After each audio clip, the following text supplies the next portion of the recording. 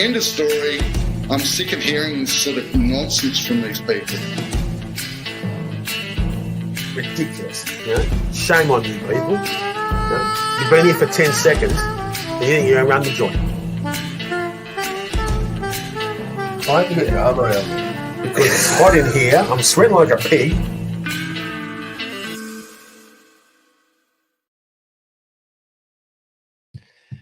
Hey everyone, welcome to Commanding the Narrative, a new podcast here with Richard Storch and Sam Buno. How are you, gentlemen? Good, Steve, and yourself, mate? Good, Steve. Thank you. How are you, good. Richard? I'm good. That's the way. Did you enjoy that little intro then? Very nice. Yes. Very short, sharp, and sweet. Short, sharp, and sweet. That's how we like it. This would be the distance away from you now, so you can't hear you put my hand around you. Yeah, that's good. I don't want your arm around me. I don't like to be touched. It's bigger than the dog box we are in the moment. Well, yeah, we've got way more room here. We're in Richard's lovely house, so thank you for hosting us, Richard. My pleasure. So what is all this about? What is commanding the narrative? Well, commanding the narrative is Just bring your microphone a little bit closer or aim it towards you. is to analyze what's actually happening at the moment in our political scene. And last week was a very interesting week. Last week we had a mutiny. A mutiny. A mutiny. And you know how they say that politics is Hollywood for ugly people? Mm, We saw a lot of ugly people taking the stage. that's why I'm trying to get involved. I think you might be too good looking. I don't know about that. So the Prime Minister, as usual, was absent. And in his absence, when he wasn't on the bridge, his executive officer, Richard Marles, took command Mm. and decided that he was going to be a winner and he was going to win. So that's what he did. But what was all this about? This is about the High Court decision to release people from indefinite detention. And the government claims that it didn't know that it was coming. And of course, we know that they were lying. And they knew as far back as June this year that was going to happen. Mm. And they were caught unprepared because they arrogantly assumed that they would just get their own way and the High Court would not give them an adverse ruling. So faced with that reality,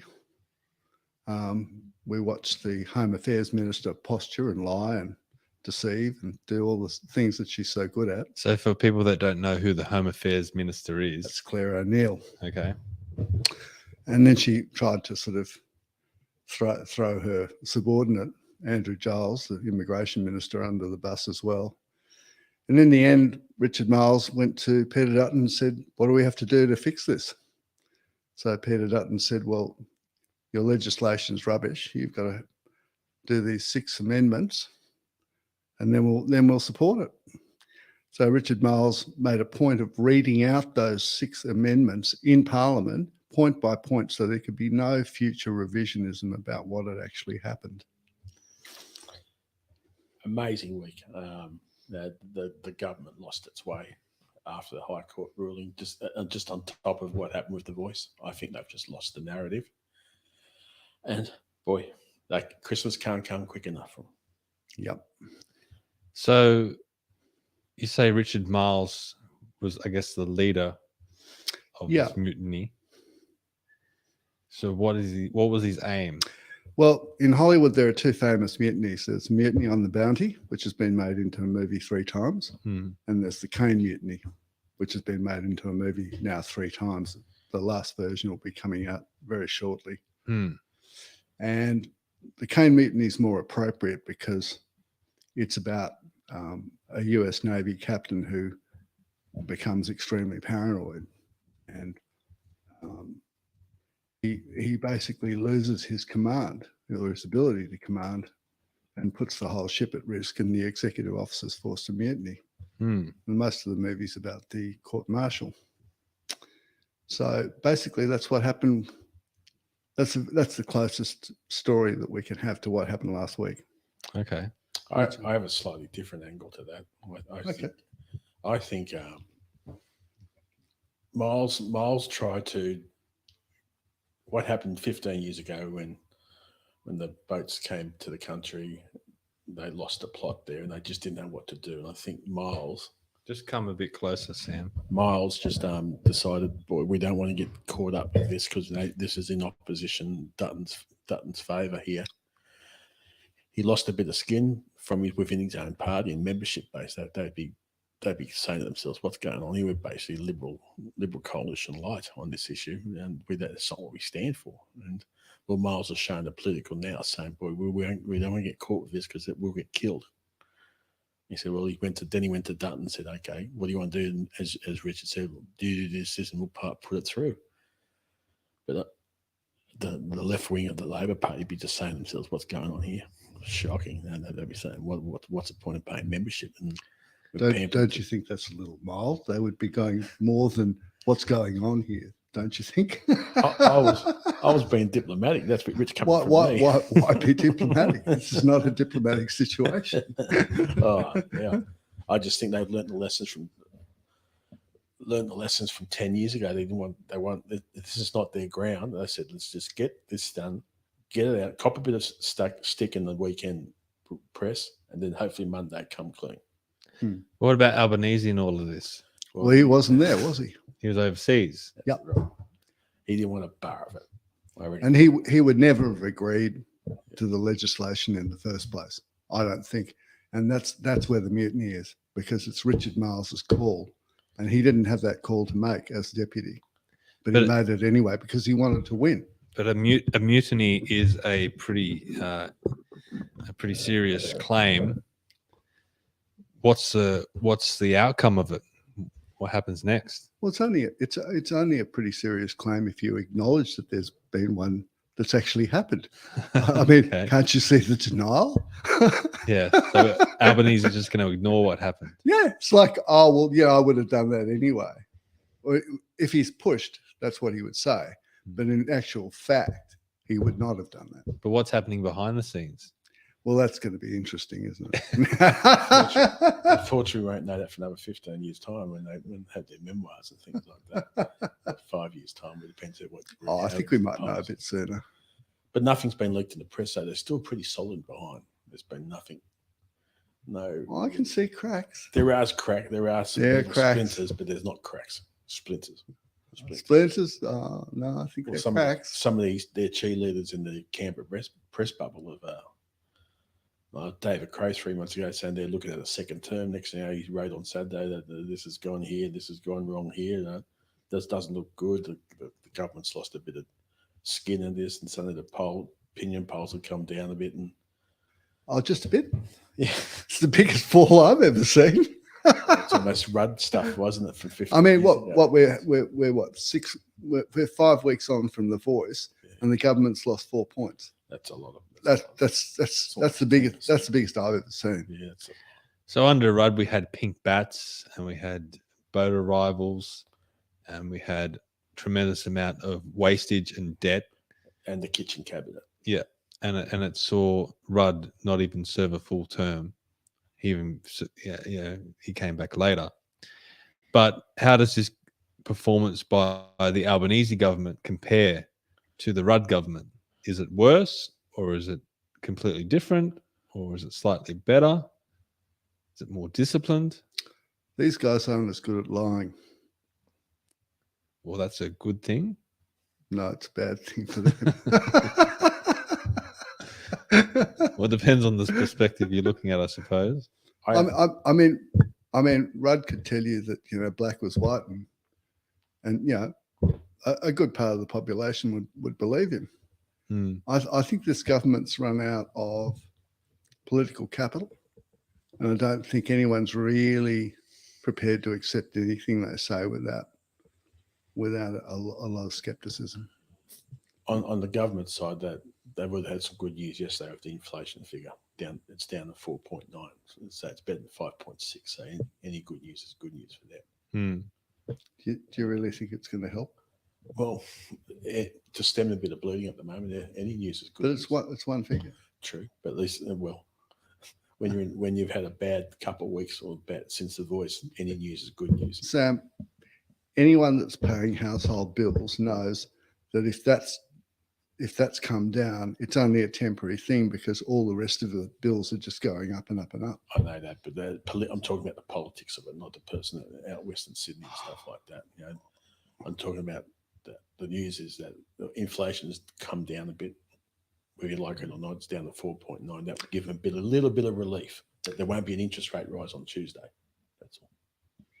Yeah, so Should get one in January or February because inflation. But when you've will had a bad 4 or 5 weeks, you've got to have some good news, and good news for them on their part. I think the inflation's coming down. I don't see it that way. I see it as just more bad news. True, but I know you're very passionate, Richard, but stop banging the table. it could have been worse. Inflation. All you can hear is bang, bang, bang. Okay. Inflation could have gone to 6%, and then all hell would have broke loose. I think it's down to 4.9 for when you've had a bad 6 weeks, or probably bad 2 months from a couple of weeks out from the voice when they gave up. Basically, any news is good news, and even though inflation's still bad, but there's a 4 on it now, not a 5. I know you're talking about a mentality and stuff like that, but I've got to say that I agree with you in terms of their mentality, but it's still not. Well, I did say I'm looking from the government side of it. Yeah, I understand that, but it's still not real. Inflation will keep going up. There will be more interest rate rises. It's just a case of when. It's not if. It's when. I think there's definitely one. I think that'll be in February. Depends with the Black Friday sales. So we have our first comment from Tony. Thank you for watching, Tony. She says the Labor government aren't personally invested in anything, and it shows. Yep. Oh well, I think that's true. I think that they just think everything's wonderful or it'll be okay, and they're wonderful, and yeah. I think Tony's dead right. At the same time, I think I'll say this over again. I want to hear Sam say that though. Tony's dead right. Sometimes. Come on. I'm not going that bad. I think Tony's dead right. But how it was a different time back when we had a mining boom. Still have. We still do. Yeah, but is it quite the same? Yeah, it is. Because this is the thing. This is the thing that our generation can remember, which yours can't, and that is that Australia, before the mining boom, before mining really started sort of kicking on and giving a lot of money to this country, Australia was a poor country. There just wasn't money for things. And if we keep going the way we're going, we'll kill our mining industry and we'll become a poor country again. We will be the white trash of Asia without mining. Well, it's all like what Keating said, didn't we? What Keating said. Yeah, I was like quoting Labor prime ministers. Yeah. Tony says, "Say it, Sam." Sometimes, but not particularly with knowledge. We're going to have Tony on the show one day so people know who Tony is. She's too scared. She's scared. Call in, Tony. At least say hello. Too scared. The link is in the chat if anyone wants to call in, and we would appreciate people coming in. Too scared of Buno. Too scared of Buno. What's Albanese scared of? Everything. It's driven by fear. That's all that drives him. He's frightened of everything. I think. He's driven by fear, meanness, avarice. He's attached to everything. Be interesting to show his character the next couple of months or next 6 months. He's had a great dream run up until the voice. He won't be around in 3 months' time. You think so? No. You're making a Sam prediction now. 3 to 6 months, I'll cover myself a bit. But I can't see him in charge in May next year. Who's going to replace him? Well, it's between Richard Miles and Bill Shorten. May the best man win. I think Chalmers. Chalmers? Yeah. No. The problem with Chalmers, his base in Queensland is so small, he hasn't got enough votes. Precisely. That's the problem. Yeah. He's not a contender. What about he could come through the middle and do a Morrison. Mm-mm. between Chalmers and Shorten, both from Victoria. No, it'll be Victoria. Tony says he's being frightened of being found out. Everyone has already found him out. He was frightened before that. He's frightened. He's been frightened all his life. Yeah. I mean, it's piss weak. Yeah. Problem, I think, this is I disagree with Richard, not because we basically disagree on this one. We've privately and publicly have said this. I think there's no replacement. I think he's the left wing of the Labor Party rock solid behind Albo. Well, Richard Miles was at the Cricket World Cup looking very prime ministerial. He looked pretty prime ministerial in Parliament last week. That comes back to your mutiny point. Yeah. But how does it work now with the Labor Party? Because I don't think they can just challenge like they used to. Rudd's brought in this what I was told and happened in Tasmania. For example, if someone says I'm standing down, if one person calls says I want to, I'm the one who wants to be premier. If there's no challenger, he becomes the premier or head prime minister. But if someone challenges me, there's a challenge. That means it has to go to a vote. So all the members have a vote, and it comes to caucus, which can take 3 or 4 months. Okay. And that's embarrassing. So that's the problem with the road reforms. It takes too long. Yeah. I think they'll just overturn them. They'll have a caucus meeting and overturn it. I just can't see it. I just don't think, unless it comes, unless the Where do you think the polls will be in 3 months' time? around 50-50, maybe 51-49. I reckon. What do you think? You think it's going to get 55-45? I don't think they're going to slide that quickly because you got to remember we just had the voice referendum. That was a pretty big dent for them.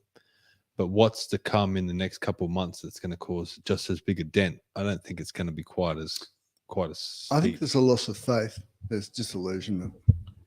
A lot of people believed this government about what they said they would do and could do. And that's all been exposed. Yeah, but people say that it wasn't the Labor Party that won government, it was Morrison that lost government. Yeah, but they're still the government. They made a lot of promises about what they would do and what they would bring. None of those have materialised.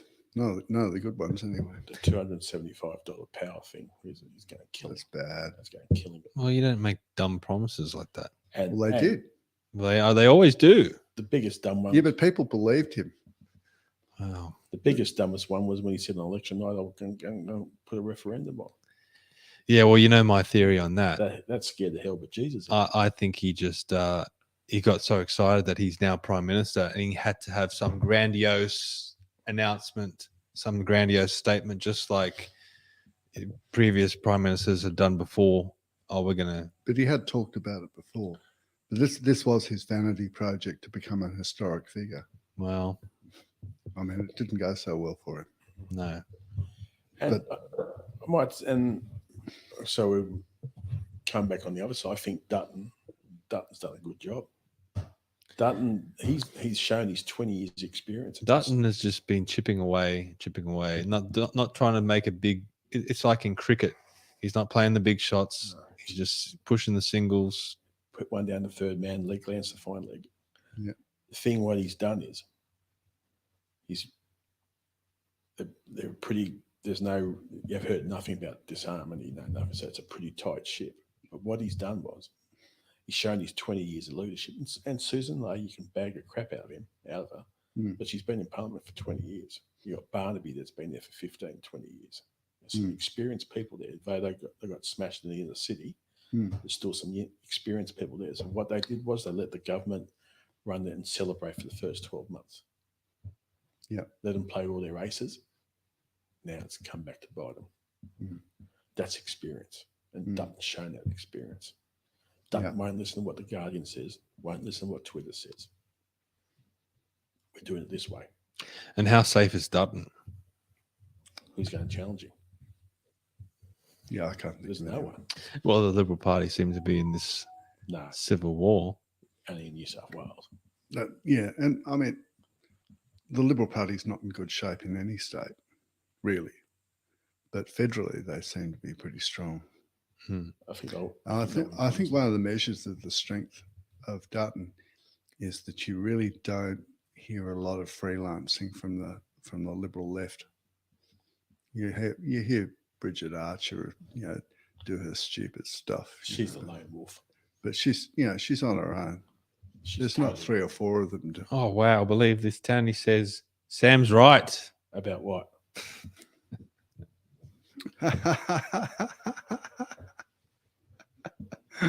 This is like a love-hate relationship that's going on here. Of course it is. Yeah. But I think Dutton's shown his experience. He was quiet the first 12 months. He just tried to settle the troops down. I think he's done a lot of work with the state branches, except for Victoria. And he's got candidates ready to go in some of the inner city seats. He's got North Sydney. There's a couple other seats. Tony says they played all their aces. The Labor Party. I suppose, yeah. I guess that's what she's saying. Well, they've got a couple of months now to regroup. I think what happened was what Tony says is probably right.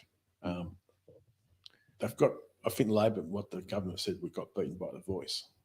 Let's just get to Christmas and have a mini reset. But then the High Court came in and killed it off that. That just blew the whole thing up. No. So we'll go back to my question, which is, where do you think the polls will be in 3 months' time?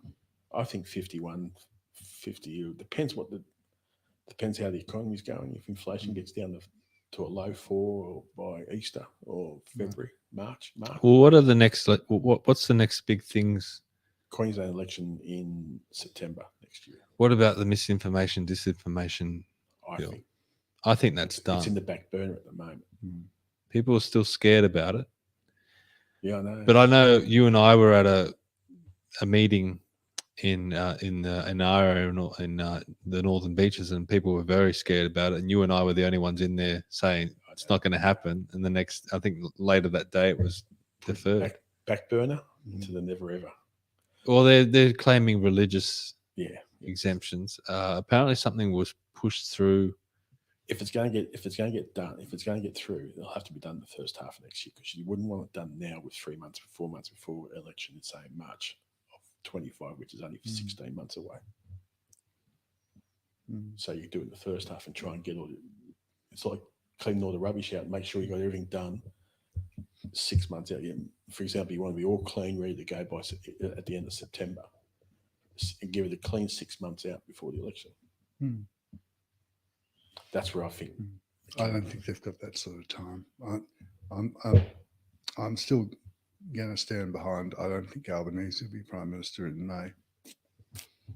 So, if you were in the Labor Party, Richard, you were in the government, and you wanted to vie for the leadership, what arguments would you be making against Albanese to change leadership? I look at the trend of the polls since the election.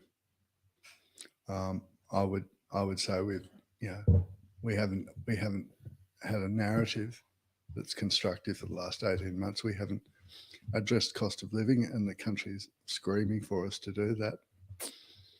And we need a reset. But couldn't you argue that every government, even as back far as Howard, whenever they would get elected, they would have this downslide period in the middle of their term, and it wasn't until they were ramping back up to the election that they would pick up steam again. And Howard used to do that all the time. He was always down and out, and then he'd somehow bounce back. Howard's got more conviction than Albo. Yeah, Albo's basically incompetent.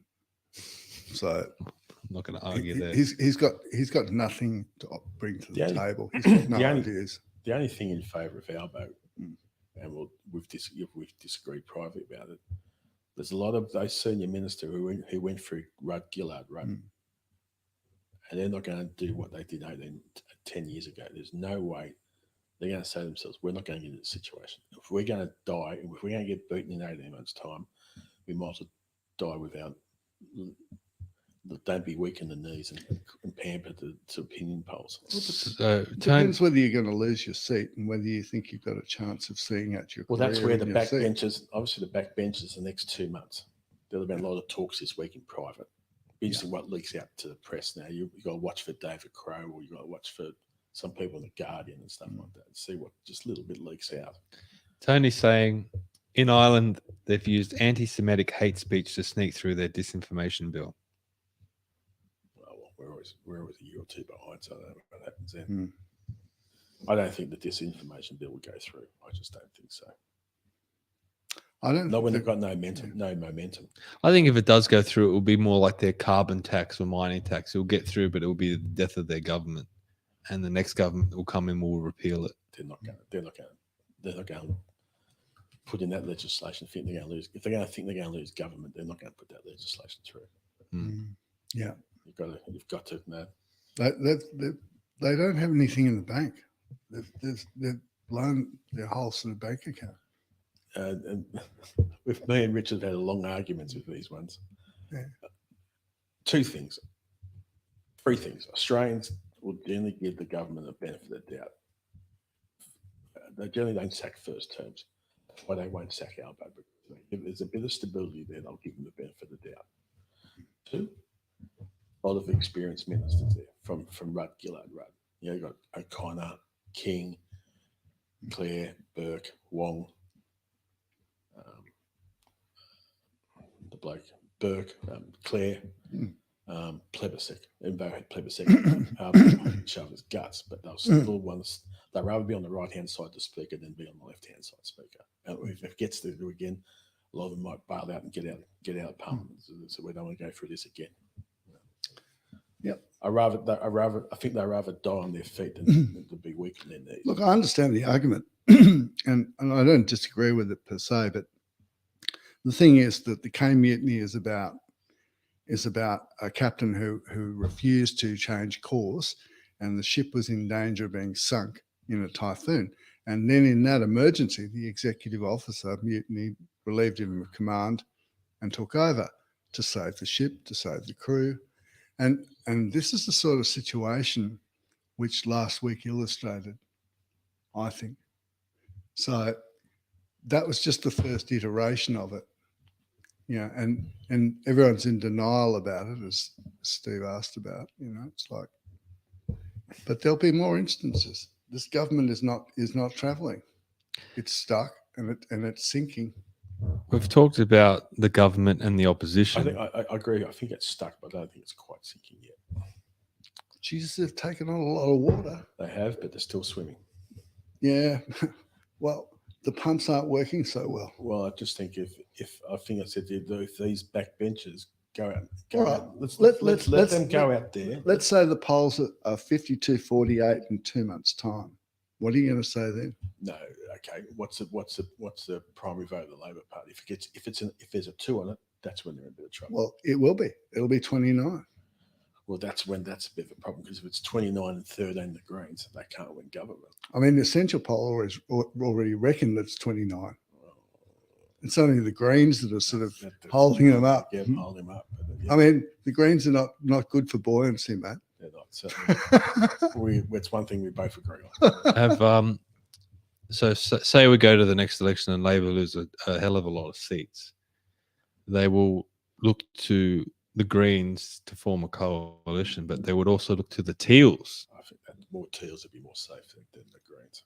Yeah, well, I don't think there'll be more than 3 Teals left. I disagree with you there. I think That's okay. I'm happy to put money on they it. They might lose a seat. I think they might lose a seat. But Okay, well, let's go through. Who do they lose? I think they might lose McKellar.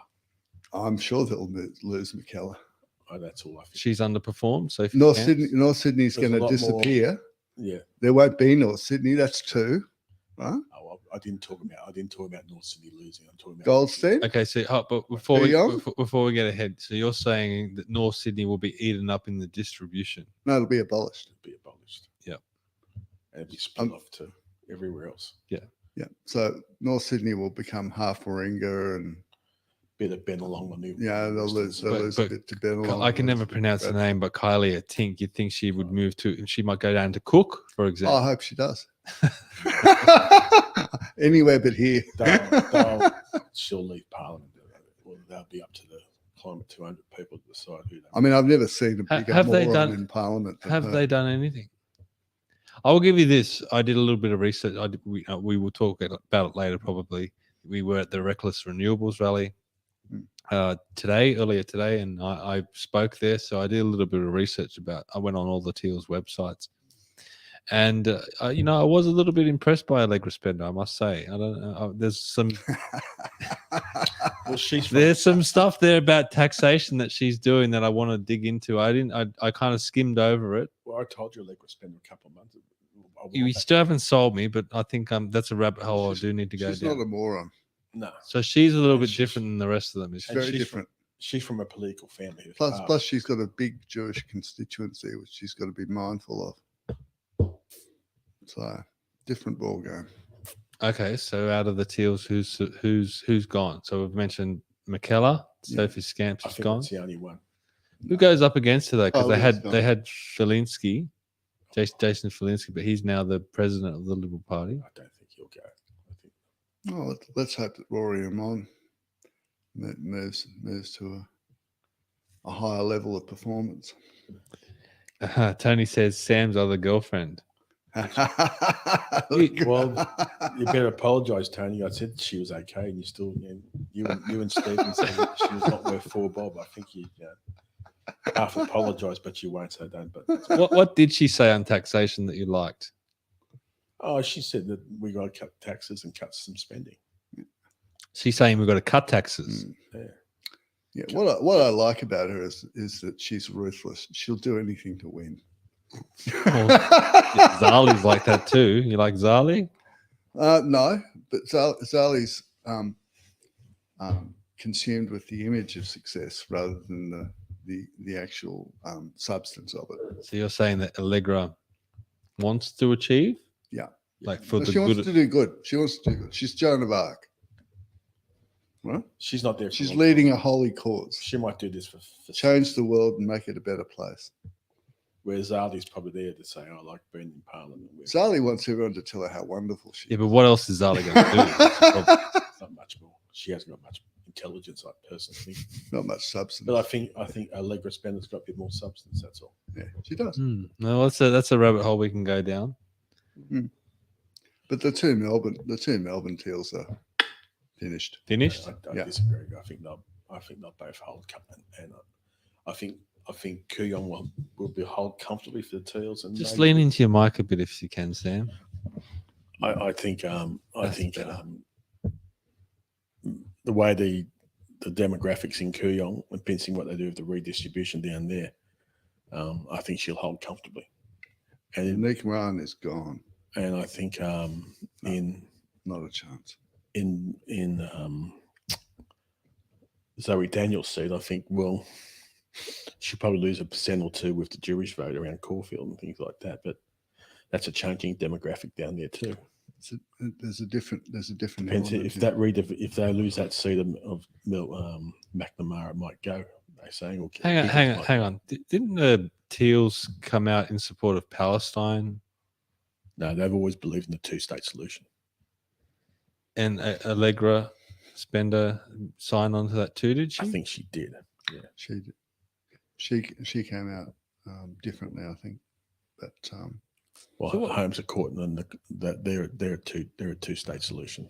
They believe in the 2-state solution. Does Israel believe in the two-state solution? it believes in getting peace at almost any cost. Their problem is that they have no one to negotiate with because there's no one that actually represents the Palestinians. So they don't have anyone to negotiate with because there's so many disparate groups that they can't make an agreement. They tried giving unconditional autonomy to Gaza and seeing how well that worked. So, I don't know much about the Middle East, to be truthful. mm. I try. to stay That's away. my opinion. Just That's stay out of what I it. think. Stay right out of it. I've never been there. That's right. It's very complex. I'd rather talk North Sydney to Curtin, but couldn't talk about from Gaza to Tel Aviv. I try and stay away from that sort of stuff. That's out of my pay grade. Well, it's like with anything. And the same thing happened with The Voice. They just put a blanket over everything, and they think that these people have a like-minded groupthink mentality. It's like saying that all Australians are Labor supporters. Well, It doesn't work like that. I'll start from the start. I got The Voice wrong. I thought it was 55-45. I got that wrong. So, Tony, I apologise for that. I got that wrong. But it was almost a Brexit situation. Brexit where the inner cities voted yes to remain. And the further west you went, or further into the working class areas of of Australia, and same in England up north, it just was a bigger leave and no in Australia. You look at some of the places, the boos in some of these country areas, like some parts. I know they're only small boos. They were 95% no. I'm sure they're small farming places you've never heard of, but when you see them, so God, 95%. It was just, and even in western suburbs of Sydney and Melbourne, they were 65-70%. And in Labor electorates. Yeah. Right? I heard a poll. I didn't catch it all, but they were saying that there was a poll recently where I think it was as high as 87% said that they supported A Voice, but the ultimate vote was no. So what the argument is that a lot of people out there do like the idea of A Voice. They just didn't like how it was sold to them.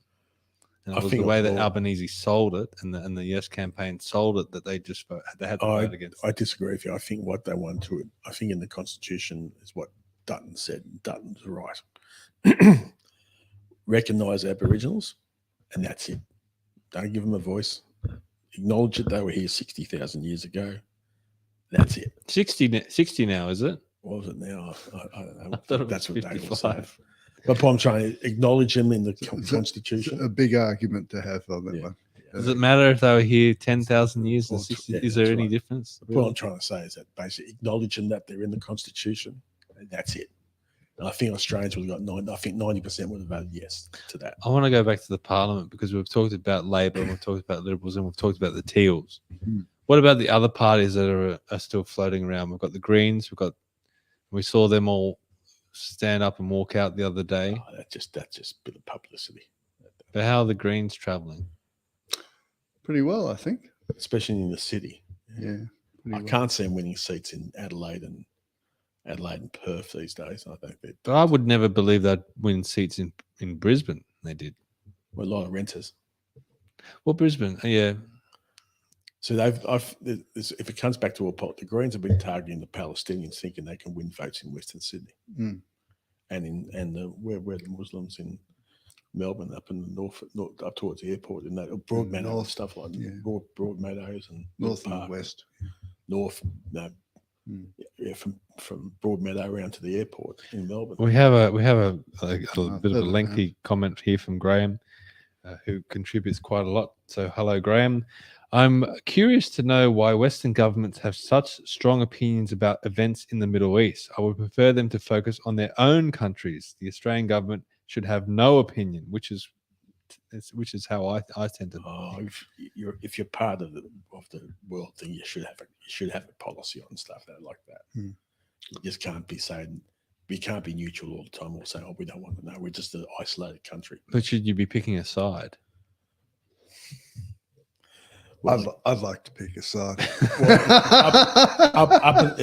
that was a Dutton government or a coalition government, or even if that was a Shorten government, anyone from the right wing of the Labor Party would have backed the Israelis to the hilt. Yeah. But Albo saying, "Oh, we're going to have peace on both sides." It's just basically what the Greens are saying. We believe in peace, but also believe in the end of apartheid. Now, all that sort of thing. It's just saying we want peace, but we want Israel out. And deep down, the Greens are anti-Semitic. They know that themselves. Definitely. You'd have to be a Rhodes Scholar. Even I can work that one out. So the Greens are tracking okay. What about? I guess who's left? Ralph Babette. I From think UAP. I think he's learning a lot. To become a parliamentarian, it doesn't take 10 minutes. And what about One Nation? Well, obviously they've taken a hit when Latham and Rod Roberts left. But if you look at opinion polls, they're still tracking at 6 and 7. Yeah. So it didn't bite. But I saw a graph the other day in the Oz with news poll. It dipped down a couple months ago when Latham left, but it's come back up a bit. So it's Or do they do these polls, but just based on state? Like if it was a state election? no. Like, do you think there will be a difference between federal and state when people view One Nation? Yep, you may well be right that with Latham. I think One Nation in Queensland is very, very different to everywhere else. That's right. Mm. Yeah, that's their base. It's like Queensland, they're a different party. People in Queensland are not really going to care about what happened to Mark Latham, whereas New South Wales people do, because he was the head horse to follow. Yeah.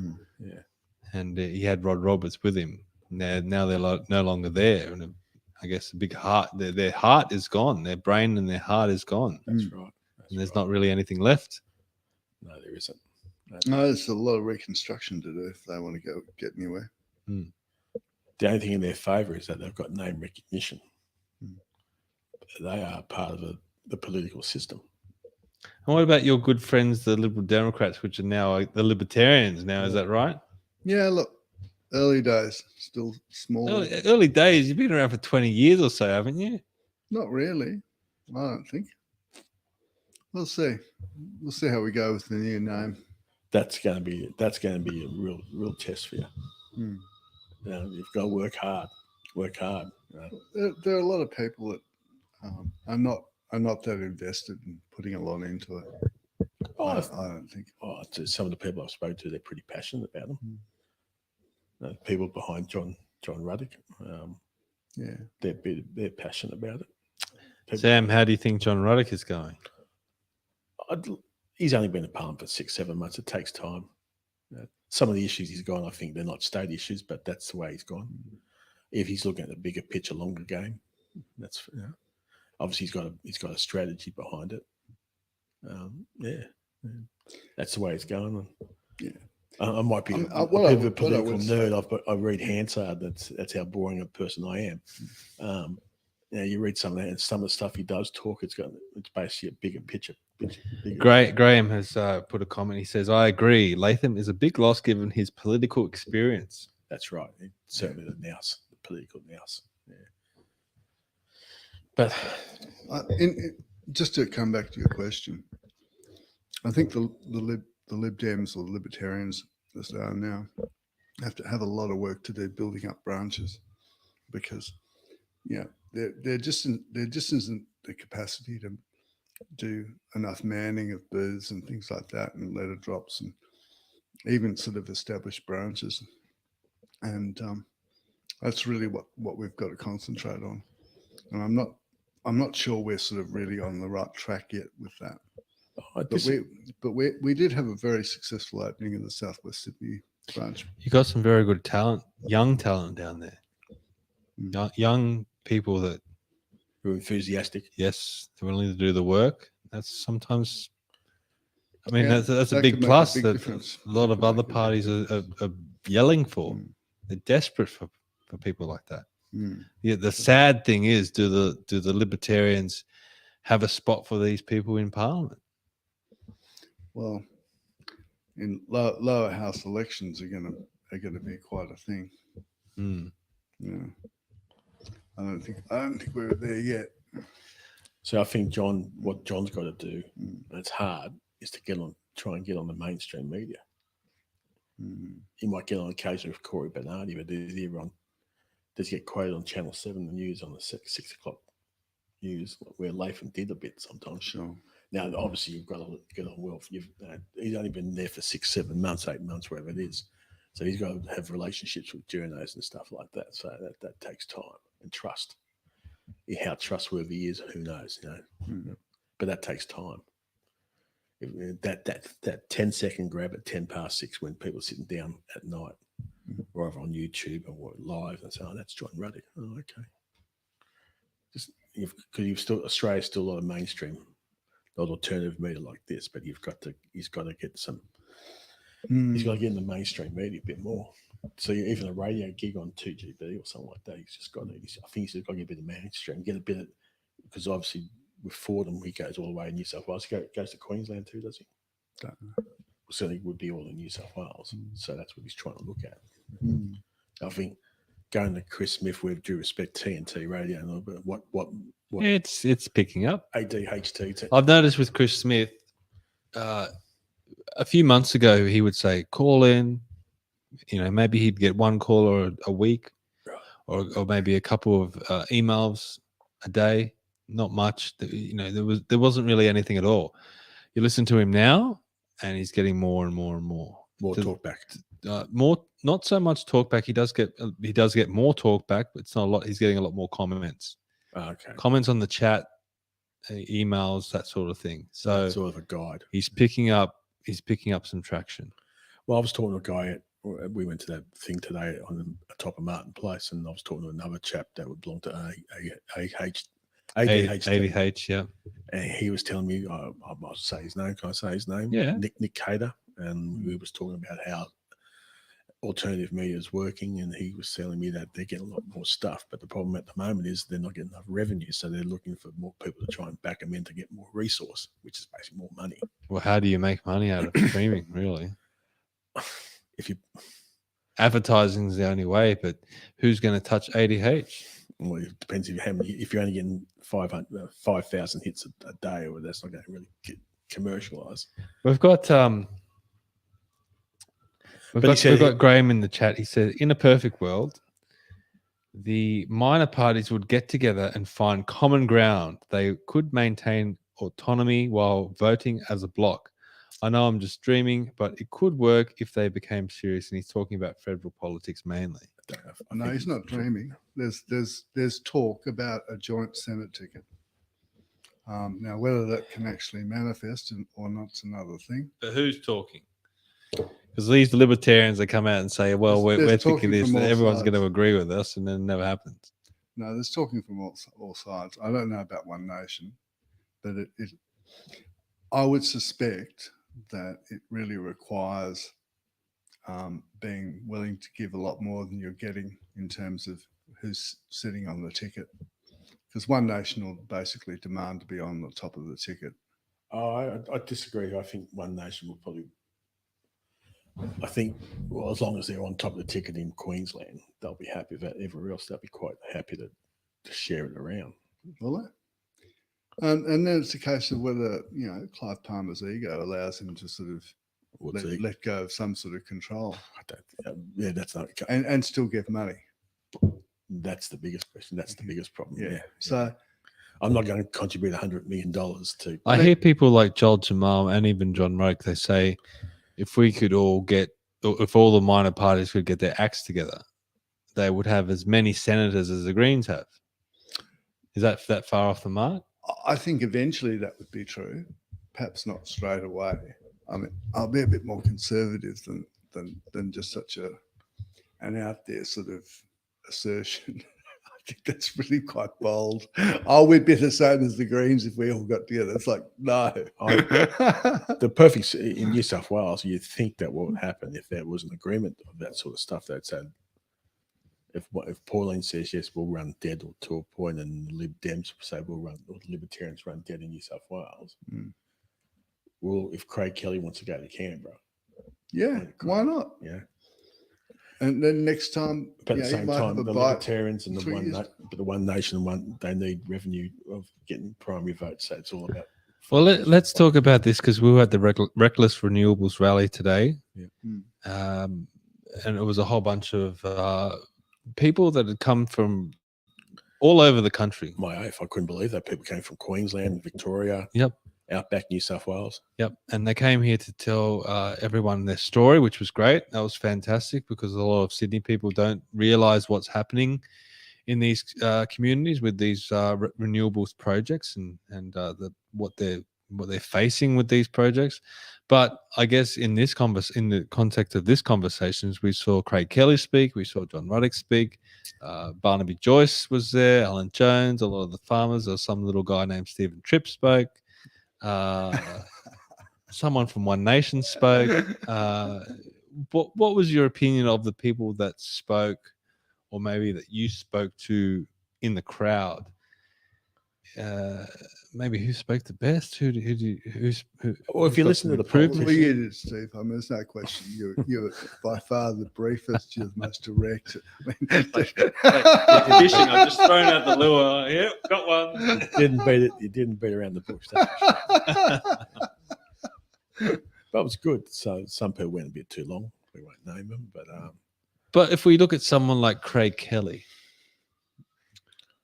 has he still got fuel in the tank? Has he still got something to offer the voters, or is he just spinning wheels like with nostalgia? Or if he's still passionate about it, I think he's still got the passion. I didn't talk to him. Did you talk to him today? I've talked to him before. Yeah.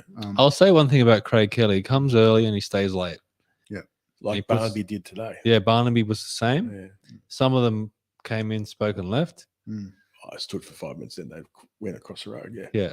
But the two you mentioned, Craig Kelly and Barnaby Joyce, they were there for the long haul. And they're willing to speak to people. Yeah. I mean, they're old style politicians. They want to keep banging away with their same message over and over again. Yeah. And they're quite effective in terms of their presence. And that's the thing you notice when you're around them, that they have a presence. I have. You know, particularly Barnaby. I mean, Just from his hat alone. Oh, you can tease him about his hat, but you know, there's a genuine man there. He was passionate today. That's the way he is. Yeah, I missed him speak. Unfortunately, I was speaking to people in the crowd, but he was. Tony said yes for Craig Kelly. Mm. So there's still some support. I think he'd still do a great job as a senator. I think he's been very harshly dealt with by the media. They've sort of made him out to be this big dumb buffoon, and he's anything but. He's been made a scapegoat. Yeah. Alan Jones made that point. He was right about a lot of things: climate change, COVID period, pandemic, and he's got courage. You know, it's like I'll always take my hat off to someone who's put in as a parent the way he has. He's got a disabled child. I don't think I didn't know that. I don't think it's so much Craig Kelly. The frustration I have with the United Australia Party is that they've disappeared, and they've left they had some good candidates, and they had some good supporters, good people behind them, especially where we were in Warringah. They had a good team there. And what has the party done for them since the federal election? They've just kind of packed up their ball and gone home. And re-register in 2 months' time, 12 months. The party's all about Clive Palmer. And he's the same as Turnbull and Rudd. He's driven by vengeance. So, what are you driven by, Richard? I'm driven by love, actually. Driven by love. Tony says. Tony said, Barnaby and Craig are conviction politicians. I think you've hit the nail on the head there, Tony. If you're there. And she also said they had excellent candidates. I guess she's referring to the UAP. And they did. They definitely did. But have they been given a platform? Well, the opinion polls say they're tracking at 1-2%, so it takes time. You're talking about libertarians, Lib Dems, or One Nation, or UAP. You just can't. The Teals have got a different model base now. They got money. Yeah, they got money. And it's all about the money. But they target a certain demographic, and they were successful at the right time. And luxury beliefs. Yeah. The Teals have got luxury beliefs. That's right. Stuff that. Where finance it's like they confer status onto the holder, and they defer the cost onto those below. Fabulous. What an idea. But it takes time. Pauline took 25 years to get to this situation. Yeah, and look at what she had to go through. That's right. Well, I was thinking that maybe Craig Kelly's got to play a few more years, maybe another decade before he has another opportunity of getting the parliament. I hope not. I think he'd make a difference. if he stands in the Senate this time, Yeah. that means he's passionate. If he's not standing, that means he's out. I think he's got the passion. It's just a case of whether he can get the numbers. Graham says Craig Kelly does have broad ground level support. The question is, can he turn that support into a winning ticket at the ballot box? And then he goes on to say, I like Mr. Kelly. His previous actions have demonstrated his support for ordinary Australians. Yeah. Well, he's a good man. Yeah. But what happens to good men in politics? Well, they can suffer a lot, or they can be turned, I guess. But no, not often. It's a often brutal get game. turned. Glenn Jury told me it's a brutal game, mate. There's no prizes for second. So who was your standout speaker from today? Who did you like hearing from? Was it Barnaby? Barnaby, and you. I only spoke for 3 minutes. I kept it short and sweet. The girl who's she's a beef farmer. She's from the central. Yeah, was it Katie you're talking about? Yeah, she's one of the first ones. She spoke passionately. I do encourage people to go on Chris Covery's site on YouTube. You should get her on the podcast, mate. I'm trying. Yes, but head on to Chris Covery's. He's got footage of the whole.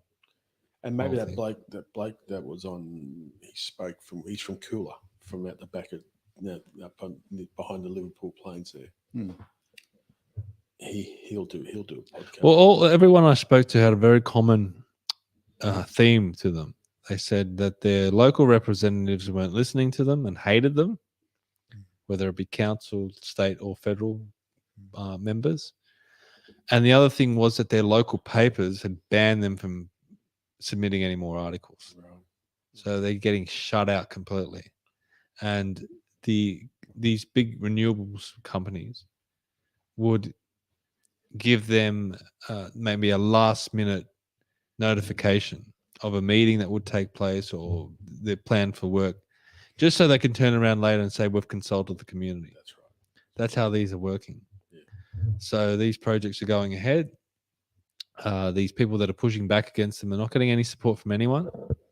And the media, the local media is not supporting them. The local parliamentarians are not supporting them. And the companies that are pushing these renewable projects are really playing funny business, according to these people.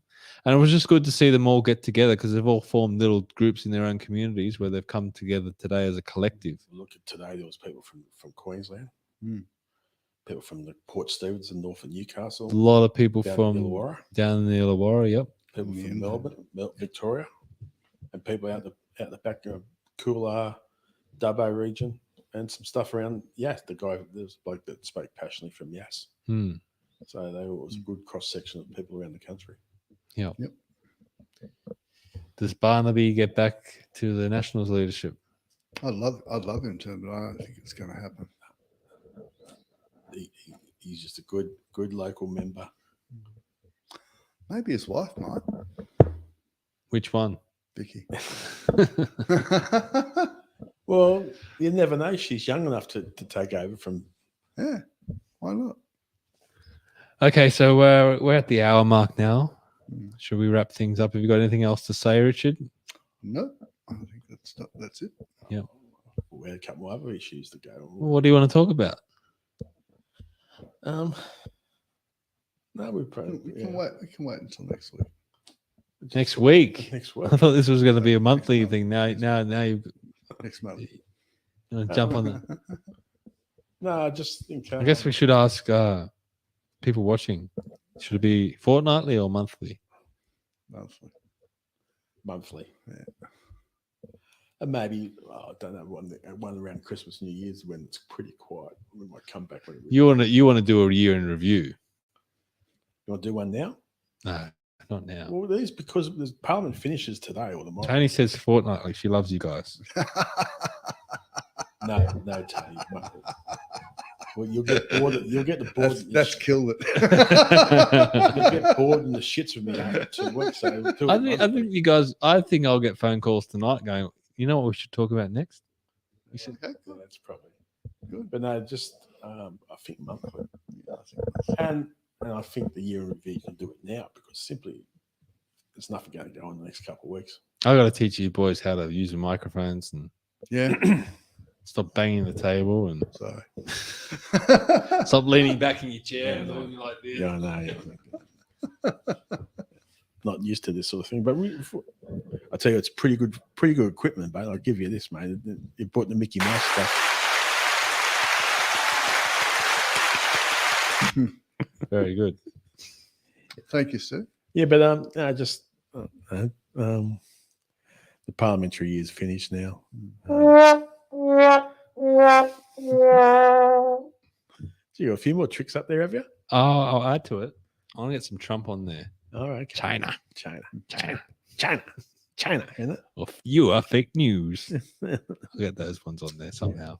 I'll figure it out first. We had some technical. Oh, we must talk difficulties. about some American stuff. What do you think?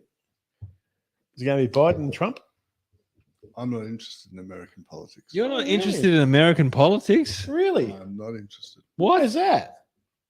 I've got far too much distraction from Australian politics. Fair dinkum, I thought you were. What's wrong with you? I know it's You used to bring it up with me. local, provincial, parochial. Yeah. I'll tell you what happened to me. I was only ever focused on Australian politics because I grew up under Howard. So I just thought Howard and Costello were fantastic at the time. And, you know, some people pick them apart now, whatever. But at the time, I thought they were great. And then we had Rudd, and I couldn't stand Rudd. And then we had Gillard, and Gillard was just like chalk, you know, when you get the nails on the chalkboard every time she spoke, I just couldn't. I had to turn her off. All right. So I went looking for, I guess, political stimulation, and I came across Ron Paul. All right. And that's how I got into American politics. Yeah. So, and then when Trump got elected, it was just every day there was The something. revolution. You know, something, Revolution. yeah, you know, and it was amazing with him because I would wake up and I would watch one of his speeches because everything was coming through from the night before in America, and I would listen to, you know, getting ready for work. I'd listen to his speech, and then I'd listen to the radio coming into work, and they would have completely distorted everything that happened, everything that he said. It was completely different to what had actually come out of his mouth. He revolutionized politics. He was ahead of the curve. Yeah. And the establishment didn't like it. It was Hillary Clinton's turn, and that was it. Tony says yes, talk American politics. All right. I think Tony just wants us to keep talking. Is that true, Tony? Graham says it depends on your schedule. It also depends on your ability to put together topics on a regular basis, be it fortnightly or monthly. Well, I guess it depends on what's happening politically. As far as I'm concerned, monthly. I just think 2 weeks is And Tony says go Trump. fair enough. And Graham says American politics affects all Western countries, hence its importance to Australia. You don't agree, Richard? No. I reckon what happens in America gets here a couple of years later. You're not an RFK Maybe if junior Trump man. gets re-elected, then I'll pay more attention. But I'm not interested in anything. I reckon he'll blow So- the place up. He will blow. He will, fair income. He'll put Fauci in. I don't think he'll get in. I think RFK Jr. will take votes off him. After Democrat, you reckon after more Republicans than? And I say that because RFK Jr. is strong on the vaccines All right. and Trump's not. Mm. And it might be 5% or so. Depends what states. If it's the Rust Belt states, that's a big 5%. If it's 1% in North Dakota, who cares? Yeah. Right. Yeah, but I think RFK Jr. running as an independent hurts Trump more than Biden. I've read some stuff saying he'll hurt the Democrats more than Trump. Yeah, it depends who you read and stuff. Like Yeah. I mean, we're not there, so it's hard to say. We're not living in that place. that. Obviously, the key We're is on the that- ground. so the problem with Trump can't win Arizona because McCain Republicans hate him with a passion, and they still think we're Republicans, but we're not going to vote because we hate that bastard. You know, basically, we can't stand Trump. You know? In the Rust Belts, if Kennedy's running and take 1 or 2% off the Republicans, that they can't win Ohio and Wisconsin and Michigan. They can't win at all, and that means Biden wins. We're going to have to talk about it a little bit, Richard, when it gets closer. Especially when we're in this time next year, we will know Maybe who it'll the be more interesting by then. What do you want? Well, he'll want by. You're talking about Richard Miles and all these people. Where we could be talking about Vivek Ramaswamy and Ron I want DeSantis. Biden to either have an aneurysm or a coronary. Okay? Then I'm interested.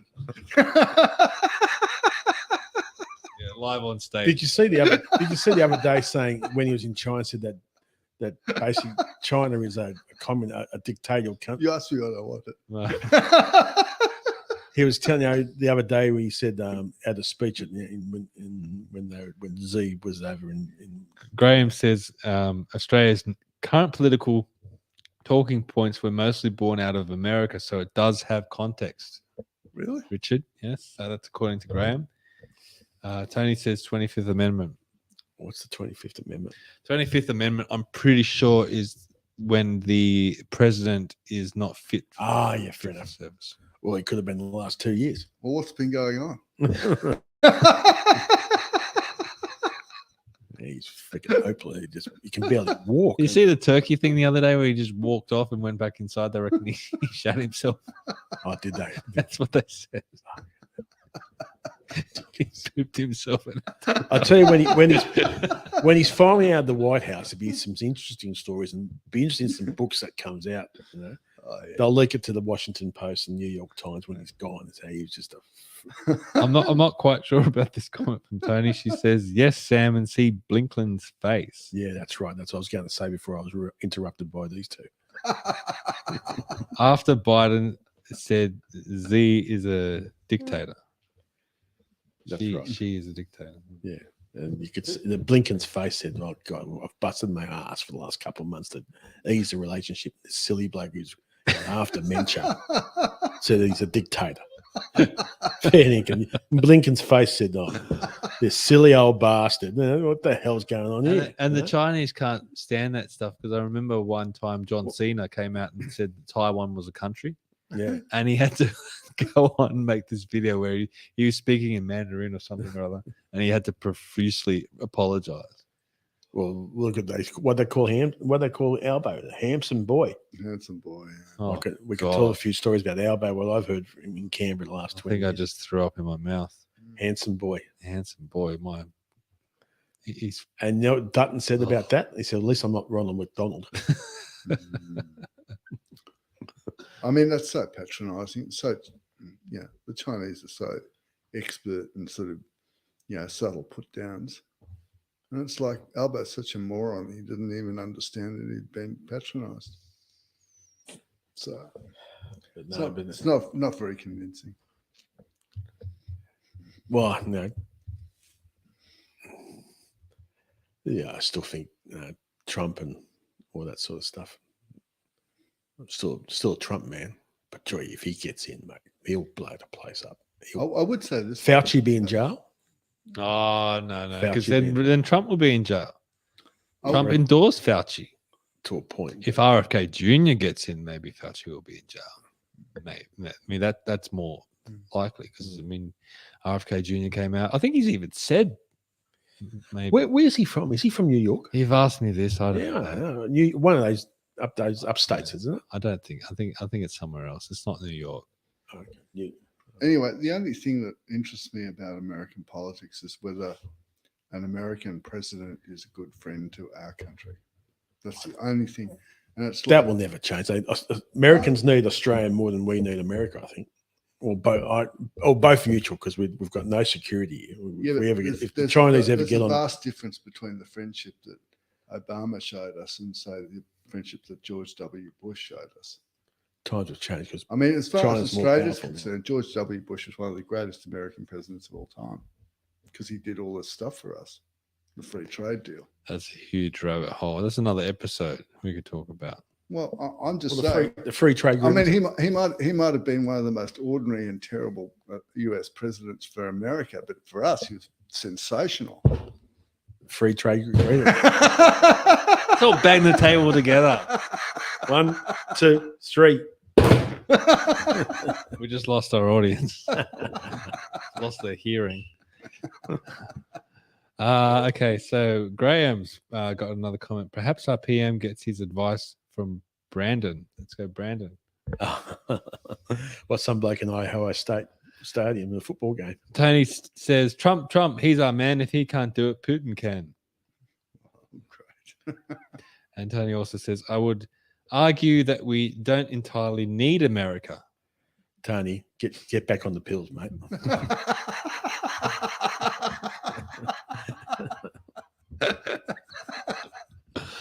All right. Well, I think that's a good way to wrap things up. Sam, how do you feel about this? Good, mate. I keep going if we want to. You'll be back for more? Oh, I got to get to work soon. Yeah, fair enough. I'll let you go. Richard, Thank you, Fabian. thanks for hosting us. Hopefully next time we won't have so many technical difficulties. Yes, we certainly had some technical difficulties, but we got through eventually, thanks to your IT and Richard's wife to the rescue. Yeah, Richard's wife. Thank God for that.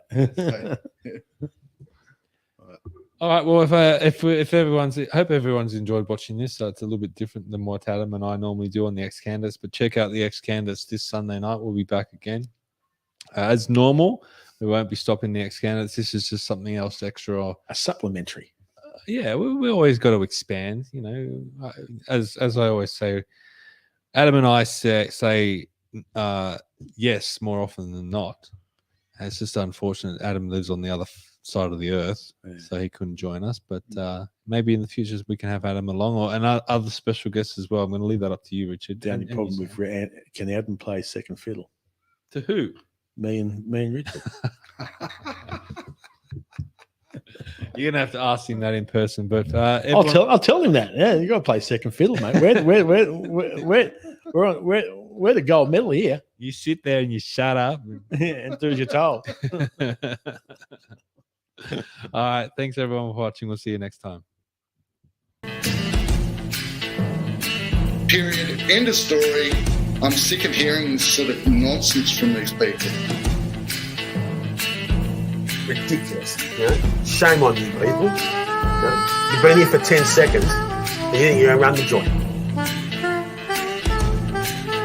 I have to get your elbow out. Because it's hot in here. I'm sweating like a pig.